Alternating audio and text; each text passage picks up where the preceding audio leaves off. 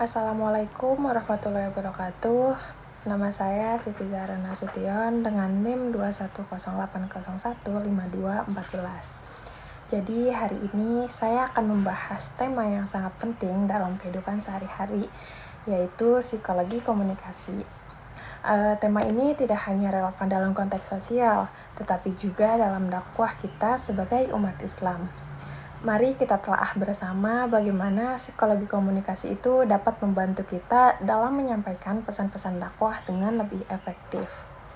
Nah, sebelum itu, teman-teman udah tahu belum sih apa itu psikologi komunikasi? Nah, jadi psikologi komunikasi itu adalah cabang ilmu yang mempelajari bagaimana manusia itu berinteraksi melalui komunikasi, baik secara verbal maupun non-verbal. Dalam konteks dakwah, pemahaman ini sangat penting karena memahami karakter audiens, kita perlu mengetahui siapa saja yang kita ajak bicara. Setiap orang itu memiliki latar belakang, pengalaman, dan emosi yang berbeda. Dengan memahami karakter audiens, kita dapat menyesuaikan pesan kita agar lebih mudah diterima. Contohnya itu jika Anda sedang memberikan ceramah pada remaja, jadi kita dapat memastikan menggunakan bahasa yang santai dan relevan dengan isu-isu yang paling dekat dengan mereka. Sementara itu jika kita berbicara dengan kalangan dewasa atau tua, kita menggunakan bahasa yang sopan dan hormat. Kemudian yang kedua, psikologi komunikasi itu dapat membangun hubungan yang baik.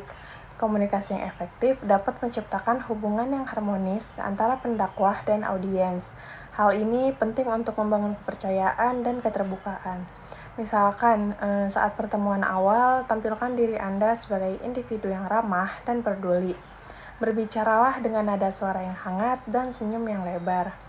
Kemudian, selalu berusaha untuk mendengarkan masukan dari audiens dengan seksama dan responsif. Lalu, mengapa sih psikologi komunikasi itu penting dalam dakwah? Nah, dalam menjalankan amanat Allah SWT sebagai hambanya, kita harus bijaksana dalam menyampaikan ajaran agama. Berikut beberapa alasan mengapa psikologi komunikasi itu penting dalam dakwah. Yang pertama itu mempengaruhi sikap dan perilaku.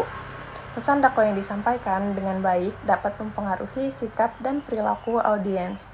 Misalnya itu ketika kita berbicara tentang nilai-nilai Islam seperti sabar, syukur, dan takwa. Cara penyampaian yang tepat dapat membuat orang lebih terbuka untuk menerima pesan tersebut. Contoh praktisnya itu kayak memberikan nasihat kepada teman yang sedang stres.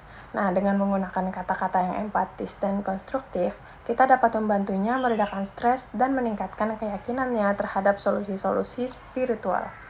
Kemudian yang kedua, menghindari kesalahpahaman dalam komunikasi. Seringkali terjadi kesalahpahaman. Dengan memahami psikologi komunikasi, kita bisa meminimalisir hal ini dengan cara menyampaikan pesan dengan jelas dan sederhana. Contohnya itu, sebelum mulai berbicara, pastikan kita itu sudah mempersiapkan materi yang cukup lengkap, sehingga nantinya audiens tidak akan salah paham. Lalu kita bisa menggunakan istilah yang biasanya digunakan oleh masyarakat luas, supaya audiensnya itu lebih mudah memahami maksudnya. Lalu yang ketiga, mendorong partisipasi aktif dengan menggunakan teknik komunikasi yang baik. Kita itu dapat mendorong audiens untuk berpartisipasi aktif dalam diskusi atau kegiatan dakwah. Ini penting juga untuk menciptakan rasa diri dan keterlibatan. Contohnya itu kayak tanyakan opini mereka tentang topik tertentu sebelum lanjut ke pembicaraan utama. Lalu buat ruang dialog yang terbuka sehingga setiap anggota kelompok punya kesempatan berkontribusi. Kemudian prinsip-prinsip dasar psikologi komunikasi. Ada beberapa prinsipnya yang bisa kita terapkan dalam dakwah. Yang pertama itu komunikasi adalah proses dua arah. Maksudnya ialah komunikasi bukan hanya tentang berbicara, tetapi juga mendengarkan. Nah, penting bagi kita untuk mendengarkan tanggapan audiens agar dapat merespon dengan tepat. Contohnya itu saat audiens bertanya, berikan jawaban dengan singkat namun tetap informatif. Lalu tunjukkan minat kita terhadap masukan mereka dengan mengulangi kembali apa yang mereka katakan. Berikutnya ada empati, yaitu memahami perasaan orang lain adalah kunci dalam komunikasi efektif. Ketika kita menunjukkan empati, audiens akan merasa dihargai dan lebih terbuka terhadap pesan yang disampaikan. Contohnya itu saat audiens sedang marah, jangan langsung bereaksi negatif, tetapi coba cari titik terangnya masalahnya itu dan respon dengan empati. Lalu ucapkan kata-kata yang positif dan menghibur untuk melembutkan suasana. Dan yang terakhir, keselarasan pesan.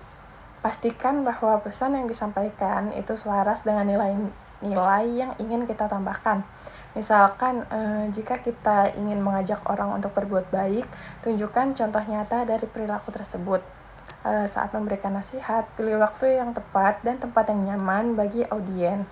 Jadi kesimpulannya, psikologi komunikasi ini sangatlah berguna dalam dakwah. Dengan memahami dan menerapkan prinsip-prinsip psikologi komunikasi, kita dapat menyampaikan pesan-pesan Islami dengan lebih efektif dan bermakna. Mari kita terus belajar dan berlatih agar dakwah kita tidak hanya sampai kepada telinga audiens, tetapi juga menyentuh hati mereka. Semoga apa yang telah kita bahas hari ini bermanfaat bagi kita semuanya. Mari terus tingkatkan kemampuan komunikasi kita demi kebaikan umat. Jadi dengan memahami psikologi komunikasi, kita dapat meningkatkan efektivitas dakwah kita serta memperkuat ikatan antara pendakwah dan audiens. Mungkin cukup sekian yang dapat saya sampaikan. Jika banyak kekurangannya, mohon dimaklumi. Terima kasih telah mendengarkan. Sekian, wassalamualaikum warahmatullahi wabarakatuh.